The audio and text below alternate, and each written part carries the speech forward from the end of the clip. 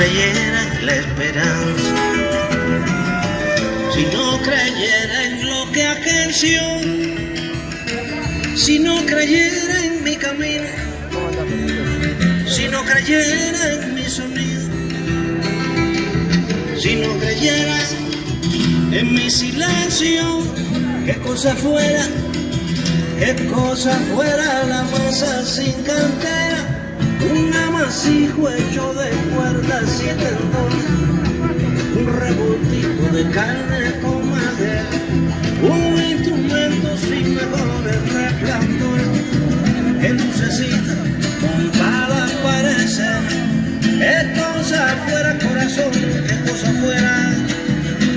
cosa fuera la masa sin cantera, un testaferro del traidor de los aplausos, un servidor de pasado en copa nueva, un eternizador de dioses de brazo, un vino hervido con trapo y lentejuela, qué cosa fuera corazón, qué cosa fuera. Homenaje a Celia Raquel Leonardo Ávila, Evangelina Bota de Nicolai, Georgina Dross, María Amarú Luque de Usinger, María del Carmen Alonso de Fernández, Benjamín Ávila, Pablo Outes, Rodolfo Usinger, José Pobolo, Alberto Sabranqui, Roberto Glietti.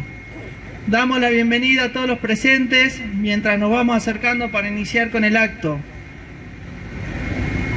Al mismo tiempo podemos ver las flores y cómo se va plantando memoria, como supo ser la consigna de años posteriores de los organismos de derechos humanos nacionales.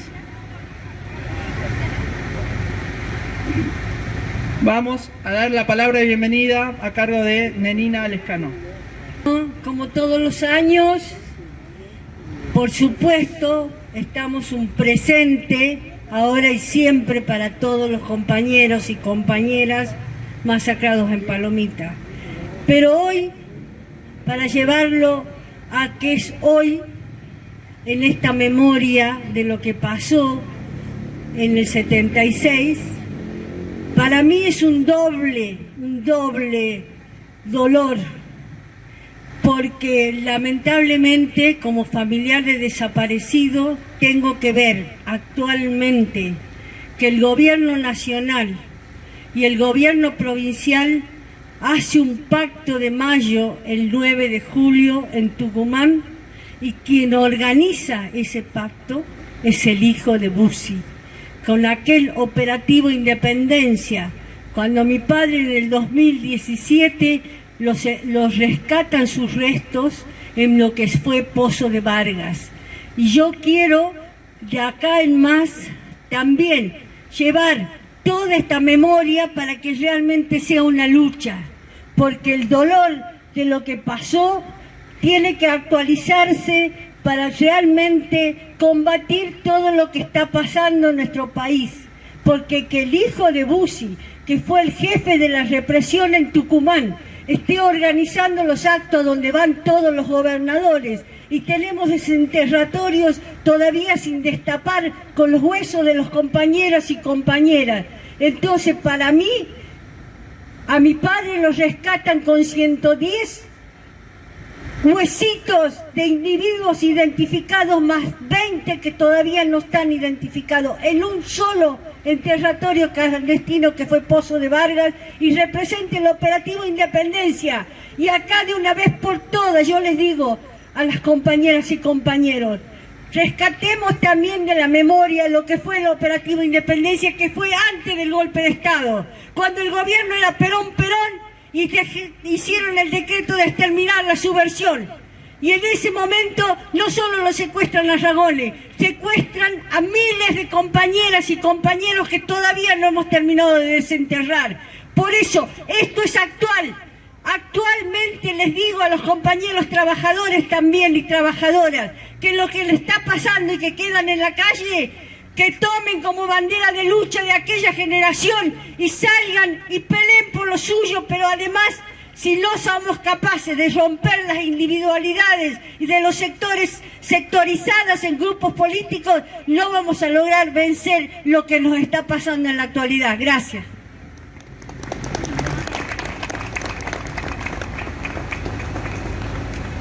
A continuación se da lectura del documento elaborado por la Mesa de Derechos Humanos de Salta. Recordamos y homenajeamos a esas y esos compañeros masacrados por su coherencia, sus ideales y principios, su tenacidad, su valentía y su lucha.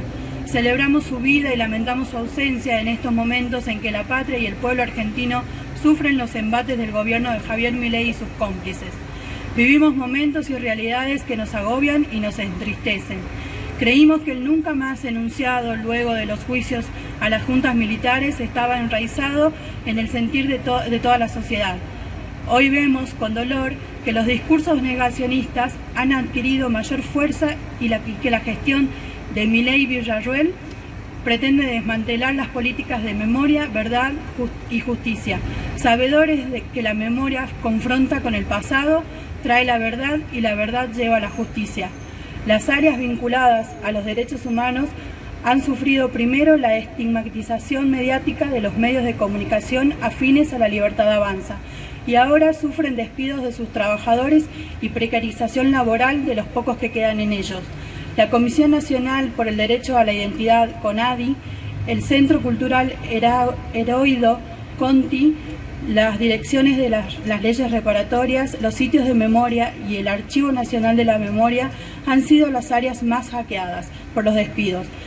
La ley de bases recientemente aprobada pone en riesgo el banco de datos genéticos y el funcionamiento de la Comisión Nacional por el Derecho a la Identidad al otorgarle al presidente la facultad de cerrar o modificar organismos y reparticiones.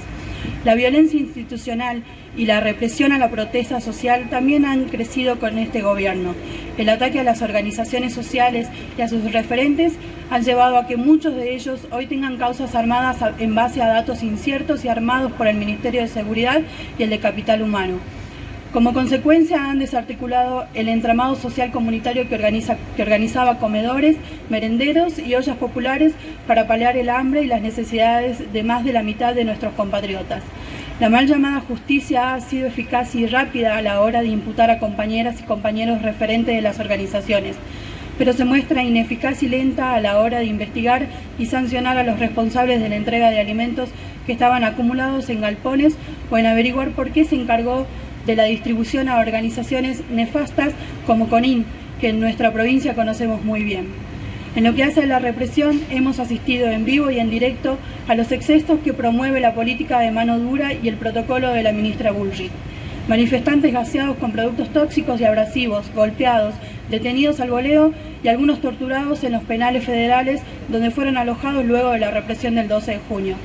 Agrava la situación las imputaciones de terrorismo e intento de golpe de Estado, sin asidero legal, con la única intención de aumentar las penas y mantenerlos detenidos. Todo vale a la hora de criminalizar las protestas y sembrar terror a manifestarse, violando explícitamente la Constitución Nacional que consagra el derecho a la protesta y la libre expresión. Y como contexto de este avance contra instituciones y derechos, la ultraderecha que encarna el gobierno nacional ha sumido al pueblo en el hambre, que el día a día crece el desempleo, la falta de atención en salud y de medicamentos, incluyendo los oncológicos, de atención a personas con discapacidad, la falta de vivienda y el abusivo aumento de los alquileres que hace aumentar día a día la cifra de personas que tienen que vivir en la calle. Y la baja real de jubilaciones, pensiones y salarios que pierden la capacidad adquisitiva frente a la inflación y la suba sin control de productos de primera necesidad. El vaciamiento de las áreas del Ministerio de las Mujeres, Género y Diversidades, los despidos en la línea 114 de asistencia a mujeres víctimas de violencia, así como el cierre de hogares y programas que protegen a las mujeres y menores que huyen de entornos violentos, añade más injusticia a los sectores más vulnerables. En lo que respecta a la soberanía nacional, el gobierno se encolumna detrás de los yanquis y, por si fuera poco, detrás de Israel. Apoya el genocidio que este país lleva adelante contra Palestina, oficializa la inclusión de nuestro país como miembro del Grupo de Contacto para la Defensa de Ucrania, no asiste a la cumbre del Mercosur y denigre e insulta a los mandatarios de la región: Lula, Maduro, López Obrador, Petro, Arce, y crea conflictos diplomáticos con Chile, mientras se abraza con los líderes de la ultraderecha internacional como Trump, Bolsonaro y los de Vox.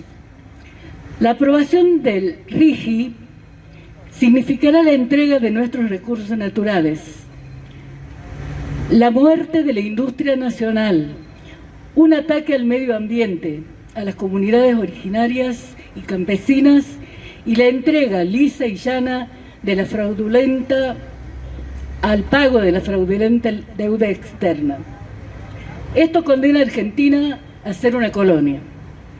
Junto a Milei, sus ministros y ministras, denunciamos la complicidad manifiesta de gobernadores y legisladores que, contrariando los mandatos por los que fueron elegidos, han votado la nefasta ley de bases. También a la justicia, que a pesar de los numerosos recursos planteados, no se ha expedido sobre la inconstitucionalidad del DNU que continúa vigente.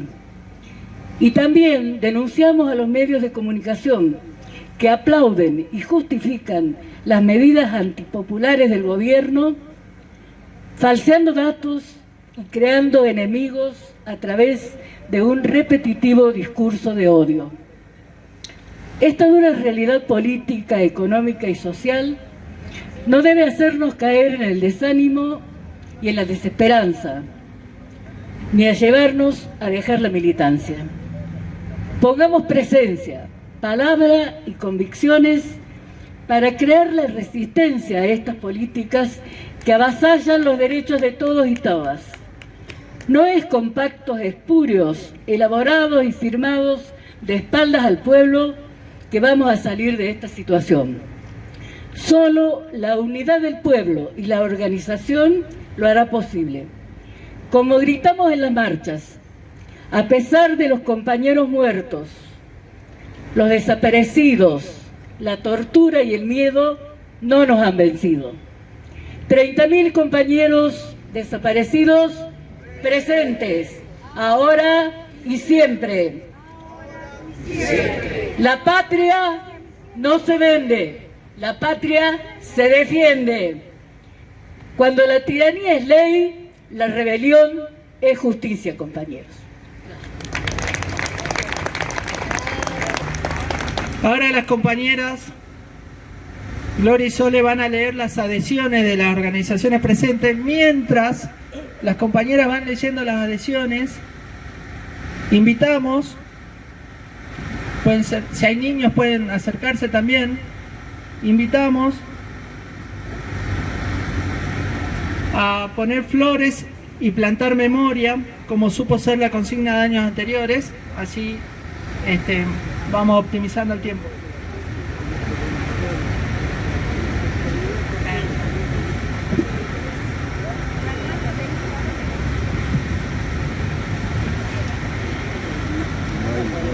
Quiero adherir a este acto considerando que hoy y mañana y siempre no se trata de solo recordarlos, sino también de reivindicar y continuar sus luchas con la convicción de que un mundo mejor es posible. Adherir también en memoria de mi compañero Pedro Yáñez, quien compartió con ellos la cárcel y, regresado del exilio, estuvo presente en los aniversarios de Palomitas todas las veces que pudo. Hasta la victoria siempre, envía Betty Pedrana.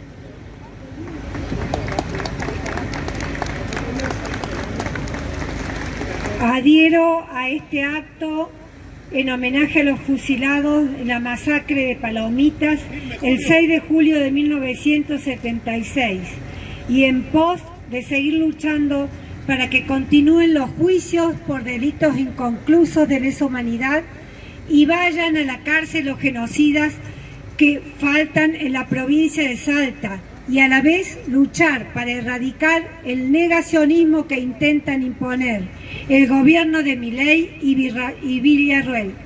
No olvidamos, no perdonamos, no nos reconciliamos. Juan Domingo Cacho Javier, sobreviviente del genocidio, autor del libro Relato Militante.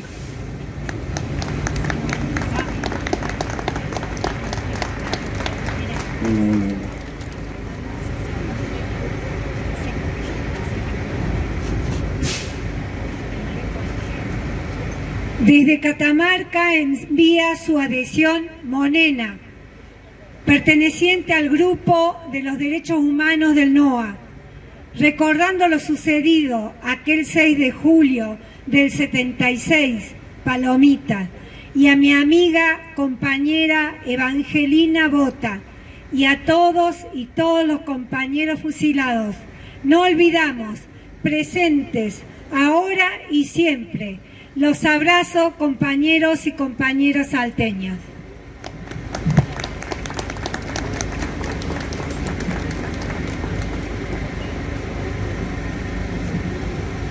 También adhieren sobrevivientes del terrorismo de Estado, del comité,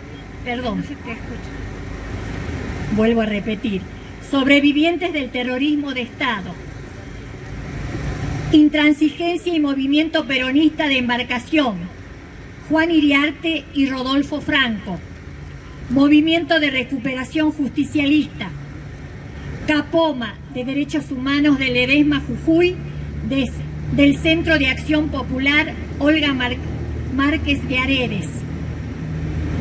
Adherimos al acto en conmemoración de los compañeros fusilados en la masacre de Palomitas. Hoy, siguiendo su ejemplo, estamos de pie, reclamando por memoria, verdad y justicia para defender la democracia y decirle nunca más a este gobierno cipayo que hambrea al gobierno al pueblo a costa de llenarle los bolsillos a sus amigos poderosos. Secretaría de Derechos Humanos del SUEM Córdoba. 30.000 compañeros desaparecidos presentes ahora y siempre. La patria no se vende. Memoria, verdad y justicia. Nunca más.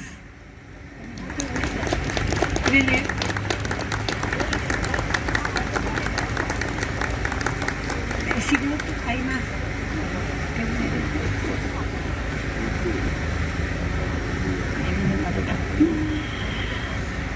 Hoy, en momentos en que sectores del gobierno nacional y sus acólitos provinciales hacen gala de un negacionismo perverso e inconstitucional y que violan permanentemente los derechos humanos, recordamos la masacre de Palomita, uno de los episodios más oscuros y siniestros de la última dictadura militar. Rendimos homenaje a los compañeros asesinados que luchaban por un mundo con más justicia social, y hoy más que nunca alzamos fuerte nuestra voz para decir no al plan de ajuste y hambre. Fueron 30.000, memoria, verdad y justicia. Agrupación Pancho Toranzo del SUEN, Sindicato de Obreros y Empleados Municipales, Córdoba.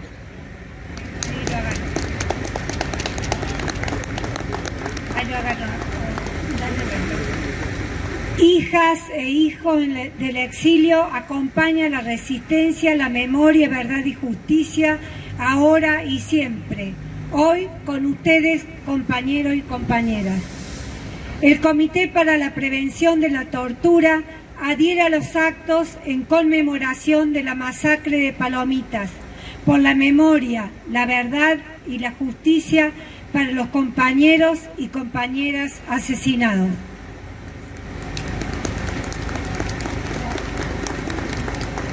El Sindicato de Diarios y Revistas de Salta, que está acá presente, adhiere al acto en conmemoración de la masacre de Palomitas. También la Asociación de Docentes e Investigadores de la UNSA, ADIUNSA, adhiere a este acto y reivindica una vez más la lucha de nuestros compañeros masacrados en Palomitas. Presentes en esta fecha, la Mesa de Organismos Nacionales de ATE Salta.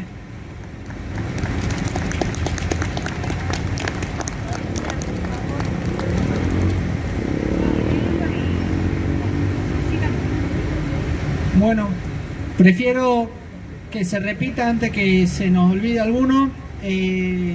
Por eso había anotado. Saludamos la presencia también de la CTA Autónoma. Ahí vemos a los compañeros. Saludos a Julio Molina. Lo nombraron. Bueno, saludamos ahí a Diego Maita en representación de Adiunsa y la CONADO Histórica. Está también el Comité para la Prevención de la Tortura. Está también los compañeros del Comité por la Memoria del Gallinato, que están preparando una actividad para septiembre, ahí en el Gallinato, así que vamos agendándola esa. Está la adhesión de Libre del Sur, está el Sindicato de Diarios y Revistas, el Movimiento de Recuperación Justicialista, la Junta Interna del IPS, los compañeros también de la Dirección de Rentas que están en lucha. Está también, se viene especialmente a Buenos Aires un compañero partícipe también de la movida por el homenaje al doctor Zabransky en el barrio Portezuelo. Está Alejo en representación de Patria Grande y Argentina Humana, así que saludamos y vamos a ir leyendo la semblanza de los compañeros que hoy venimos a homenajear. Georgina Adros nació el 26 de junio de 1941 en Santa Fe. Profesora asociada en el Departamento de Ciencias de la Educación en la Universidad Nacional de Salta. Coordinadora del Centro Regional de Formación Docente. Era ella la que planeaba la campaña de alfabetización para la zona del norte argentino. No era una principiante. Se había formado con Paulo Freire en esta actividad en México y había comprendido perfectamente que la alfabetización no es un proceso de concientización, sino la oportunidad histórica de darle la palabra a los oprimidos. De una gran sensibilidad, recuerda su amiga Graciela López, tenía esa fe que mueve montañas, era de una religiosidad irreverente, profunda, identificada con el movimiento de la teología de la liberación. Celia Raquel Leonard de Ávila, nació en Salta el 22 de julio de 1942. Estudió...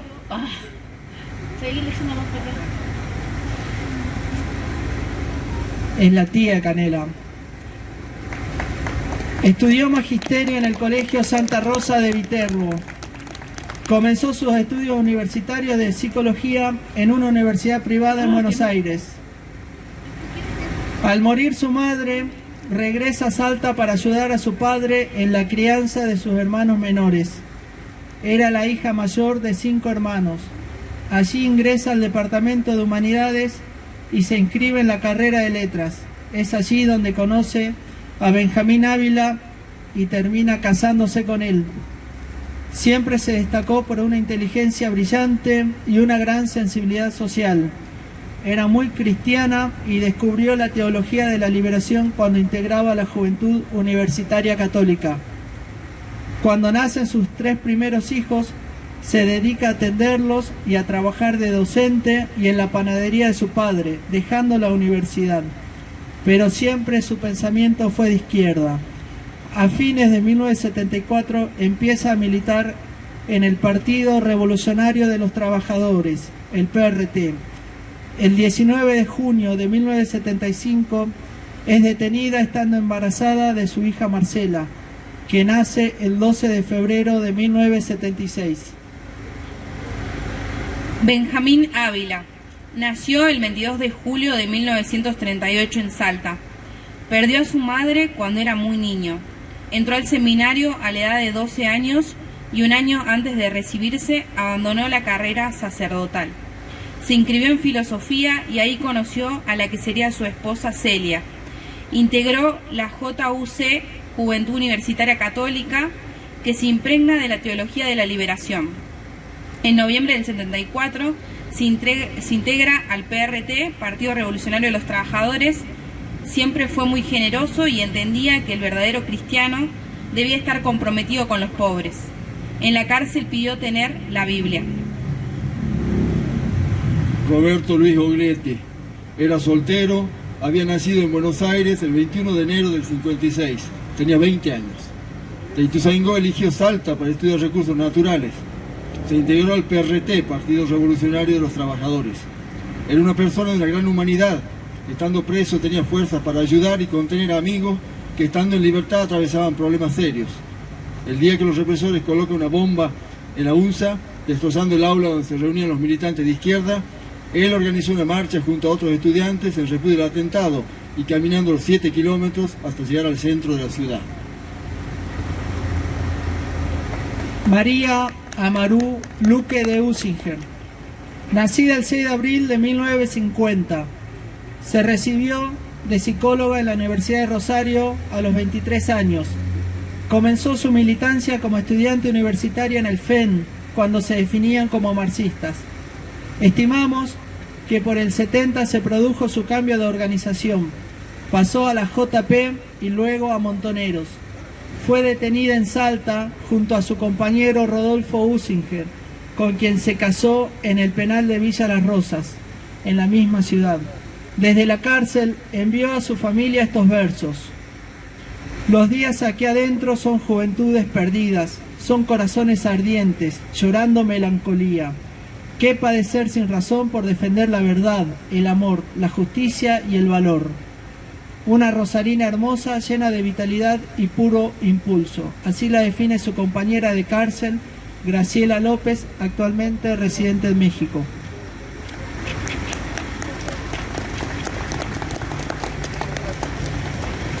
Evangelina Mercedes Bota de Nicolai nació el 20 de julio de 1946 en Rosario. Estudió en la escuela Juan Bautista de Brandt. Trabajó como maestra de niños con capacidades diferentes. Se graduó de licenciada en psicología. Durante el año 1969 integró la comisión directiva del Centro de Estudiantes por la Agrupación Avanzada de Ideología Marxista. Cuando conoce a su compañero, Francisco Nicolai, entra a militar en el PRT. Con él tuvo 2 hijos. Amaba la lectura, la música y sobre todo la lucha por un mundo mejor. Un mundo donde no hubiera tanto para unos pocos, ni tan poco para tantos. Donde la justicia dijera presente y donde la memoria perdurara.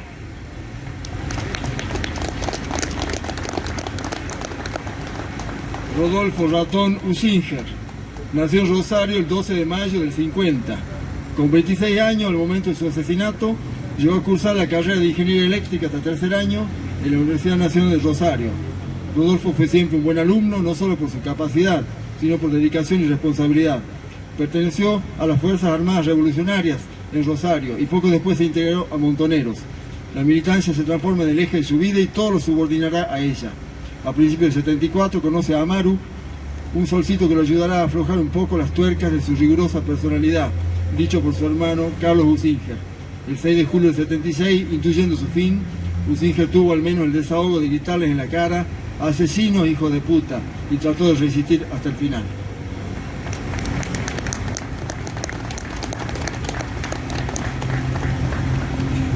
Alberto Zabrowski nació el 31 de julio de 1947.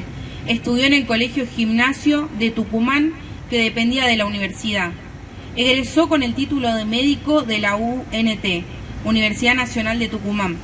Integró la mesa de la Juventud Universitaria Peronista. Fue militante de las Fuerzas Armadas Revolucionarias y después, en contacto con Marcos Osatinsky, se une a Montoneros, donde llegó a ser oficial. Fue detenido el 17 de febrero de 1975, casado con Paloma. Tuvo 2 hijos. Uno de ellos hoy es médico en Tucumán. Sus compañeros los recuerdan con afecto y admiración.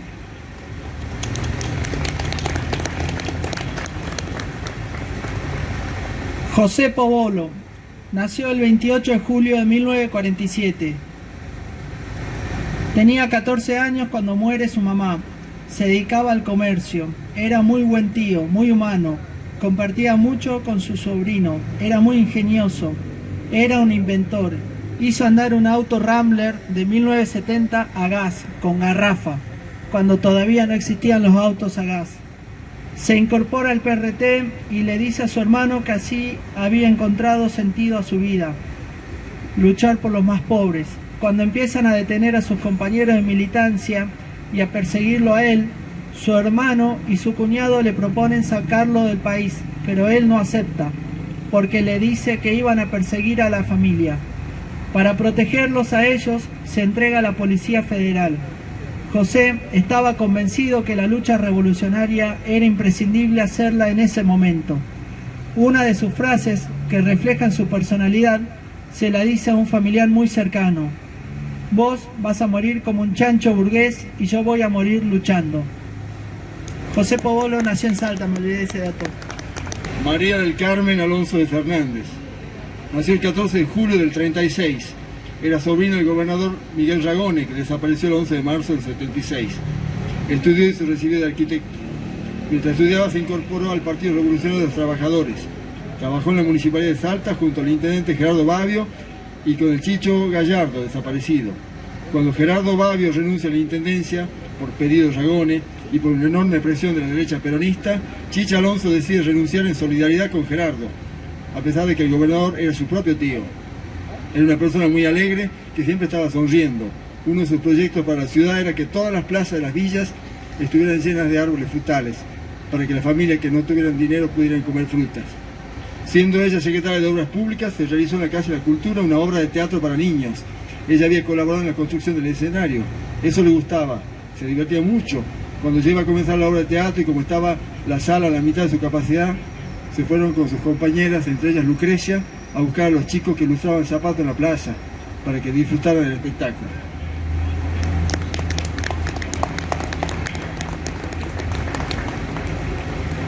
Pablo Eliseo Outes. Nació en Salta el 3 de febrero de 1928. Trabajó como jefe de redacción en el diario El Intransigente. Militó en el Partido Radical y llegó a ser diputado provincial.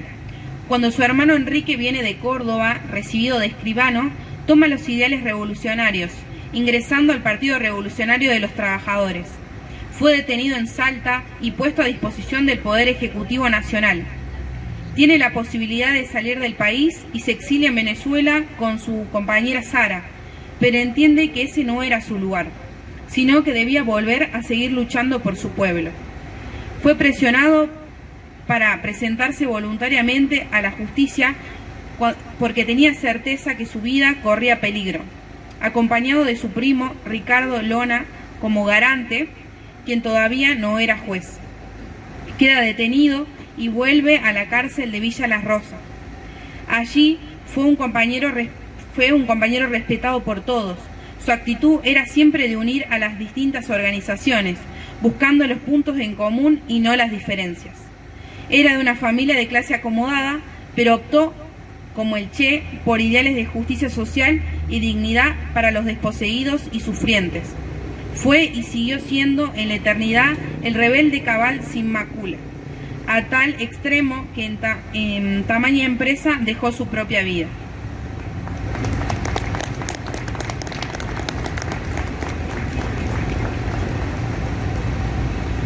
Las y los compañeros de Palomitas no están muertos porque viven en las calles que llevan sus nombres y en las canciones, pero sobre todo viven en cada compañero y compañero que lucha por la justicia, por un mundo más igualitario, como ellas y ellas lo soñaron. Va a ser una acotación de Nina importante para la fecha y después continuamos.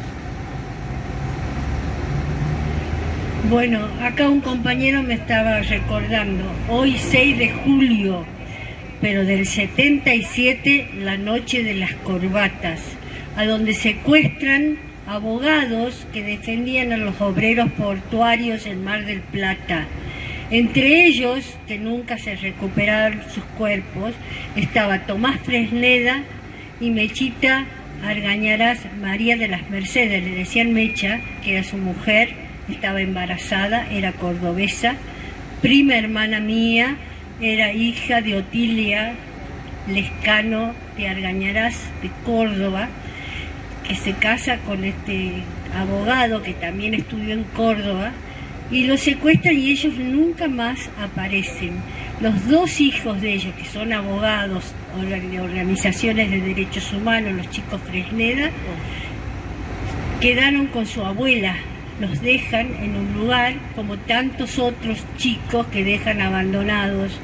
Bueno, quería eso recordar. La noche de las corbatas, a los compañeras y compañeros desaparecidos en Mar del Plata el 6 de julio del 77, presente, ahora y siempre. Se van a leer unas adhesiones.